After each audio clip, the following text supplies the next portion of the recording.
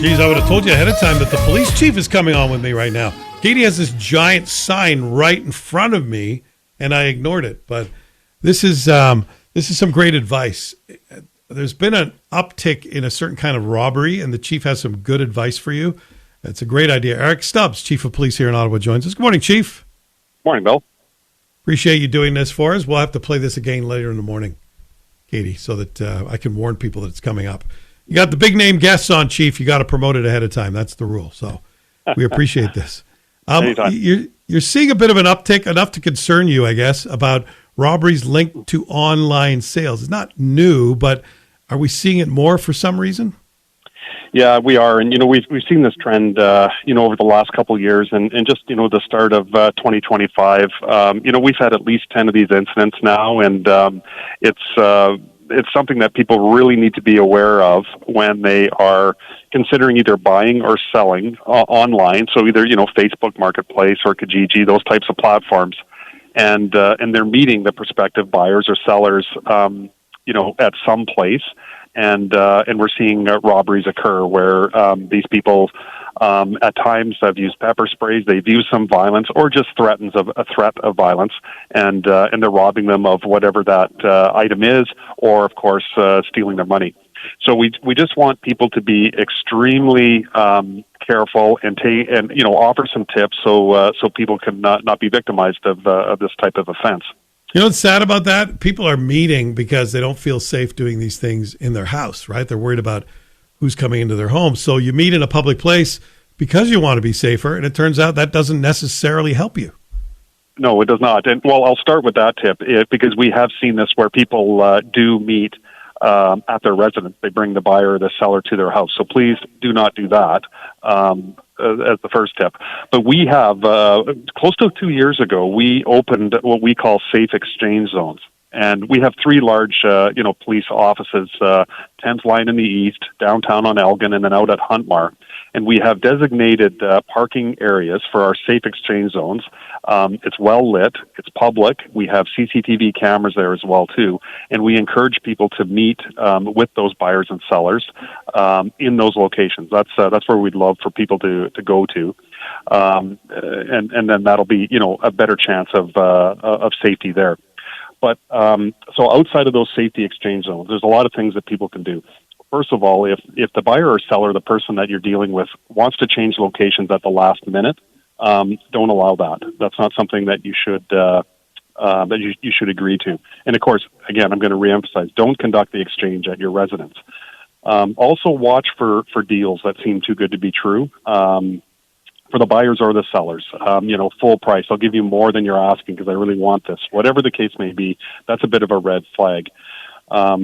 And as well too, if you're selling on a platforms like Marketplace, take the time to review the other party's profile. Look for the ratings, when their account was created, and other signs that indicate they might be legitimate. Yeah. Do you recommend? I imagine you don't, nighttime meetings too. Something about the cover of darkness would make me even less likely to want to meet someone to do a sale or a trade. For sure. The days are getting longer here too, so there's more, lots of opportunity to meet, even if it is in the evening when it's still light out. So definitely, just protect yourself, and during the daylight hours is your best path. Would you recommend bringing a friend along with you, preferably a big one? Yeah, for sure. Yeah, not doing this alone is obviously another layer of safety that you can use for yourself as well. Yeah, especially if you're meeting in a parking lot where there's lots of light, you got someone with you, and maybe if you're at a mall and you see that there's a camera, maybe right underneath the camera might be a good place to do it too. For sure. Yeah, in those real public areas with lots of people around. And again, I'll reemphasize as well, our safe exchange zones. There's 3 of them across the city.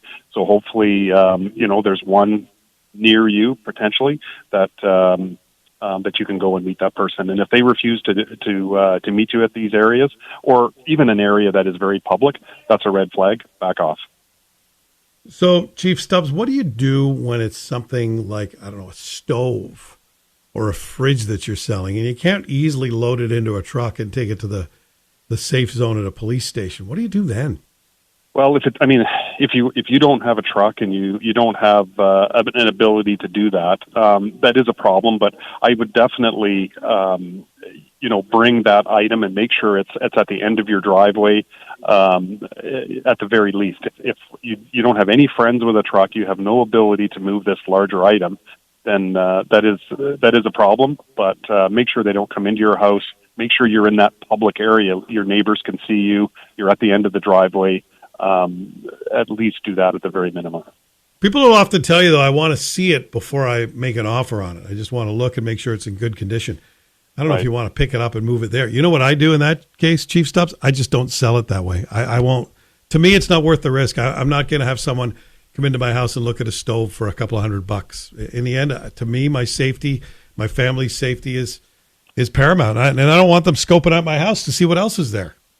100%. Do not let anybody that's a stranger into your house. That's certainly something that you want to stay away from. And I agree with you. But I know some people. In these times of tight financial the conditions, that extra $200 is a big deal if they can offload whatever item that is. So just make sure that you take the steps and have lots of friends and family around. People will back off if you have more than one person there, for sure. And of course, popular items that we're seeing people victimized is when they're selling electronics, the cell phone, the laptops online. Those because they actually want those items. They don't want a stove, but they may try something to get into a home. So, but really watch the cell phones, the laptops, the electronics as well too. We're seeing victims in that often.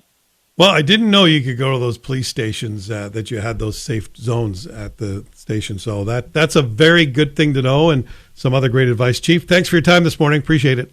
Anytime, Bill. Ottawa's Chief of Police, Eric Stubbs. It's the Morning Rush. Good morning. I'm Bill Carroll.